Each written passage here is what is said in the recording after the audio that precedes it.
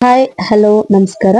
ಇಲ್ಲಿ ನಾನು ನಿಮ್ಗೆ ದೇವಸ್ಥಾನದಲ್ಲಿ ಸಿಗುವಂತಹ ಹುಳಿ ಪುಳಿಯೋಗರೆನ ಯಾವ ತರ ಮಾಡೋದು ಅಂತ ತೋರಿಸ್ಕೊಡ್ತೀನಿ. ಒಂದ್ಸರಿ ದೇವಸ್ಥಾನದಲ್ಲಿ ತಗೊಂಡ್ ತಿಂದ್ರೆ ಮತ್ತೆ ಮತ್ತೆ ಕ್ಯೂ ಅಲ್ಲಿ ಹೋಗಿ ತಗೊಂಡ್ ತಿಂತೀವಲ್ವಾ, ಅದೇ ರೀತಿ ಇರುತ್ತೆ ಟೇಸ್ಟ್. ಬನ್ನಿ ಮಾಡೋದು ಹೇಗೆ ಅಂತ. ಸ್ಟವ್ ಅಂಟಿಸ್ಕೊಂಡು ಪ್ಯಾನ್ ನ ಇಟ್ಕೊಂಡು 2 ಟೇಬಲ್ ಸ್ಪೂನ್ ಎಣ್ಣೆ, ಕಡಲೆಬೇಳೆ 1 ಕಪ್, 1 ಕಪ್ ಉದ್ದಿನ ಬೇಳೆ ಸ್ವಲ್ಪ ರೋಸ್ಟ್ ಮಾಡ್ಕೊಳ್ಳಿ. ಆ ನಂತರ ಸೇಮ್ ಕಪ್ ಅಲ್ಲಿ 2 ಕಪ್ ಅಷ್ಟು ಧನಿಯಾನ ತಗೊಂಡಿದೀನಿ. ಅದನ್ನ ತಗೊಂಡು ಸ್ವಲ್ಪ ರೋಸ್ಟ್ ಮಾಡಿ. ಆ ನಂತರ ಒಂದ್ ಸ್ವಲ್ಪ ಇಲ್ಲಿ ಒಣಕೊಬ್ಬರಿನ ತಗೊಂಡಿದ್ದೀನಿ. ಓಕೆನಾ. ಇದು ನೀವು ಒಣಕೊಬ್ಬರಿ ಮಾತ್ರ ಹಾಕೊಳ್ಳಿ, ಇದು ಆಪ್ಷನಲ್, ಬಟ್ ಹಾಕಿದ್ರೆ ಟೇಸ್ಟ್ ಚೆನ್ನಾಗಿರುತ್ತೆ. ಅದನ್ನು ಹಾಕೊಂಡು ಸ್ವಲ್ಪ ರೋಸ್ಟ್ ಮಾಡ್ಕೊಳ್ಳಿ. ಹಾಗೆ ನಾನು ಇಲ್ಲಿ ಬಾಡಿಗೆ ಮೆಣಸಿನಕಾಯಿ ತಗೊಂತಾ ಇದೀನಿ, ಗುಂಟೂರು ಮೆಣಸಿನಕಾಯಿ ತಗೊಂತಾ ಇದೀನಿ, ಪ್ಲಸ್ ನಾರ್ಮಲ್ ಖಾರದ ಮೆಣಸಿನಕಾಯಿ ತಗೊಂತಾ ಇದೀನಿ. ಇದ್ರಲ್ಲಿ ನೀವು ಗುಂಟೂರು ಮೆಣಸಿನಕಾಯಿ ಆಪ್ಷನಲ್, ಬಟ್ ಇದೆಲ್ಲ ಹಾಕೋದ್ರಿಂದ ಕಲರ್ ಚೆನ್ನಾಗಿರುತ್ತೆ, ಟೇಸ್ಟ್ ಚೆನ್ನಾಗಿರುತ್ತೆ. ಒಂದ್ ಸ್ವಲ್ಪ ಹೊತ್ತು ರೋಸ್ಟ್ ಮಾಡ್ಕೊಳ್ಳಿ, ಬ್ರೌನಿಶ್ ಕಲರ್ ಬರೋ ತನಕ ಅಷ್ಟೇ. ಆಮೇಲೆ ನಾನಿಲ್ಲಿ ಎಳ್ಳು ತಗೊಂತಾ ಇದೀನಿ. ಎಳ್ಳೊಂದ್ ಸ್ವಲ್ಪ ಹಾಕ್ತೀನಿ. ಪ್ರೆಗ್ನೆಂಟ್ ಲೇಡೀಸ್ ಯಾರು ಎಳ್ಳು ಹಾಕಿದ್ರನ್ನ ತಿನ್ನಕ್ ಹೋಗ್ಬೇಡಿ, ಇದನ್ನ ಸ್ಕಿಪ್ ಮಾಡ್ಕೋಬಹುದು. ಹಾಗೇನೆ ಒಂದ್ ಸ್ವಲ್ಪ ಮೆಂತ್ಯ ಕಾಳು, ಹಾಗೇನೆ ಒಂದ್ ಸ್ವಲ್ಪ ಮೆಣಸು ಹಾಕೊಂತ ಇದೀನಿ. ಇದ್ರ ಜೊತೆ ಒಂದ್ ಸ್ವಲ್ಪ ಕರಿಬೇವು ಹಾಕೊಂತ ಇದೀನಿ, ಟೇಸ್ಟ್ ಮತ್ತೆ ಫ್ಲೇವರ್ ಚೆನ್ನಾಗಿರುತ್ತೆ ಅಂತ ಹೇಳಿ. ಇದನ್ನ ನೀವು ಆಪ್ಷನಲ್, ಬಟ್ ಎಲ್ಲದಕ್ಕೂ ಹಾಕಿದ್ರೆ ಚೆನ್ನಾಗಿರುತ್ತೆ. ಇಲ್ಲಿ ಬ್ರೌನಿಶ್ ಕಲರ್ ಬಂದಿದೆ. ಇದನ್ನೆಲ್ಲ ಈಗ ನಾವು ಮಿಕ್ಸಿ ಮಾಡ್ಕೊಳ್ಳೋಣ. ತರಿಯಾಗಿ ರುಬ್ಕೊಳ್ಳಿ, ಚೆನ್ನಾಗಿರುತ್ತೆ. ತುಂಬಾ ನುಣ್ಣಕ್ ರುಬ್ಬೇಡಿ ಆಯ್ತಾ. ನಾವು ಹುಣಸೆಹಣ್ಣಿನ ರಸನ ಸ್ವಲ್ಪ ಹೊತ್ತು ಕುದಿಸ್ಕೋಬೇಕು. ಹಾಗಾಗಿ ಒಂದ್ ಪ್ಯಾನ್ ನ ತಗೊಂಡು ಅದರಲ್ಲಿ ಒಂದ್ ಸ್ವಲ್ಪ ಎಣ್ಣೆ ಹಾಕೊಂಡು 2 ಕಪ್ ಆದಷ್ಟು ಹುಣಸೆಹಣ್ಣಿನ ರಸ ತಗೊಂಡಿದ್ದೀನಿ. ರಸ ಜೊತೆ ಒಂದ್ ಸ್ವಲ್ಪ ಬೆಲ್ಲ ತಗೊಂಡಿದ್ದೀನಿ. ನಾನು ತೋರಿಸಿ 4-5 ಪೀಸ್ ತಗೊಂಡಿದ್ದೀನಿ ಅಷ್ಟೇ. ಇದ್ರ ಜೊತೆ ಒಂದ್ ಸ್ವಲ್ಪ ಉಪ್ಪು, ಹಾಗೆ ಒಂದ್ ಸ್ವಲ್ಪ ಇಂಗು ತಗೊಂಡಿದ್ದೀನಿ. ಇಂಗುನ ನಾವು ಒಗ್ಗರಣೆ ಮಾಡ್ಕೋಬೇಕಾದ್ರೆ ಹಾಕೋಬಹುದು, ಬಟ್ ನಾನು ಇಲ್ಲೇ ಕುದಿಬೇಕಾದ್ರೆ ಹಾಕೊಂಡ್ಬಿಟ್ಟೆ, ಅದು ಹಸಿ ವಾಸನೆ ಎಲ್ಲ ಹೋಗ್ಲಿ ಅಂತ ಅಂದ್ಬಿಟ್ಟು. ಇದ್ರ ಜೊತೆ ಒಂದ್ ಸ್ವಲ್ಪ ಅರಿಶಿನ ಹಾಕೊಂಡಿದ್ದೆ, ಫ್ಲೇವರ್ ಮತ್ತೆ ಕಲರ್ ಚೆನ್ನಾಗಿರುತ್ತೆ ಅಂತ ಹೇಳಿ. ಚೆನ್ನಾಗಿ ಕುದಿ ಬರ್ಬೇಕು, ಕುದಿಸ್ಕೊಳ್ಳಿ. ಇಲ್ಲಿ ಎಣ್ಣೆ ಬಿಟ್ಕೊಳತ್ತೆ ಗೊಜ್ಜಲ್ಲೆಲ್ಲಾನು.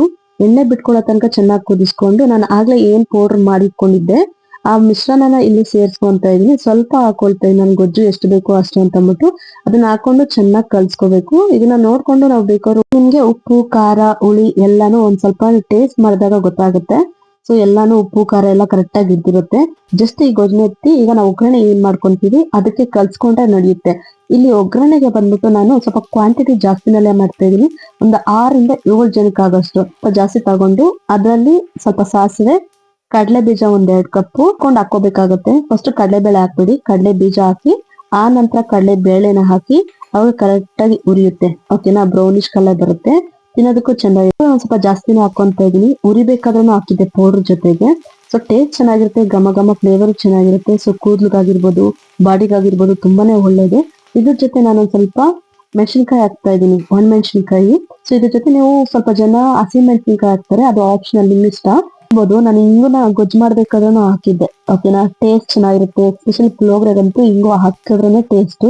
ಓಕೆನಾ. ಇನ್ನೂ ಸಹ ಇಂಗುನ ಹಾಕ್ತಾ ಇದೀನಿ. ಇದ್ರ ಜೊತೆ ನಿಮ್ಗೆ ಗೊಜ್ಜಿಗೆ ಎಷ್ಟು ಉಪ್ಪು ಬೇಕಾಗುತ್ತೋ ಅಷ್ಟನ್ನ ನೋಡ್ಕೊಂಡು ಹಾಕೊಳ್ಳಿ. ಓಕೆನಾ. ನಾನು ಗೊಜ್ಜು ಮಾಡ್ಬೇಕಾದ್ರೂ ಹಾಕಿದೀನಿ, ಈ ಒಗ್ಗರಣೆಗೂ ಹಾಕೊಂತ ಇದೀನಿ. ನನಗೆ ಉಪ್ಪು ಒಂದ್ ಸ್ವಲ್ಪ ಕಮ್ಮಿ ಅನಿಸ್ತು. ಈಗ ನಾನು ಏನ್ ಗೊಜ್ಜು ಮಾಡಿಟ್ಕೊಂಡಿದ್ದೆ ಹುಳಿದು, ಈ ಹುಳಿನ ನಾನು ಕುದಿಸ್ಕೊಂಡು ಇಟ್ಕೊಂಡಿದ್ದೆ. ಓಕೆನಾ. ಪ್ರೀವಿಯಸ್ ವಿಡಿಯೋದಲ್ಲಿ ನೀವು ನೋಡಿರ್ಬೋದು. ಇದ್ರಲ್ಲಿ ನಾನೀಗ ಒಗ್ಗರಣೆ ಮಾಡಿದ್ದೀನಲ್ಲ, ಒಗ್ಗರಣೆಗೆ ಒಂದ್ ಸ್ವಲ್ಪ ಹಾಕೊಂಡು ಕಳಿಸ್ತಾ ಇದೀನಿ. ಸ್ವಲ್ಪ ಹೊತ್ತು ಒಂದ್ ಸ್ವಲ್ಪ ಬಿಸಿ ಬಿಸಿ ಕಲ್ಸ್ಕೊಂಡ್ರೆ ತುಂಬಾನೇ ಚೆನ್ನಾಗಿರುತ್ತೆ. ಎಣ್ಣೆಗೆಲ್ಲ ಕಂಪ್ಲೀಟ್ ಆಗಿ ಮಿಕ್ಸ್ ಆಗಿರುತ್ತಲ್ವಾ.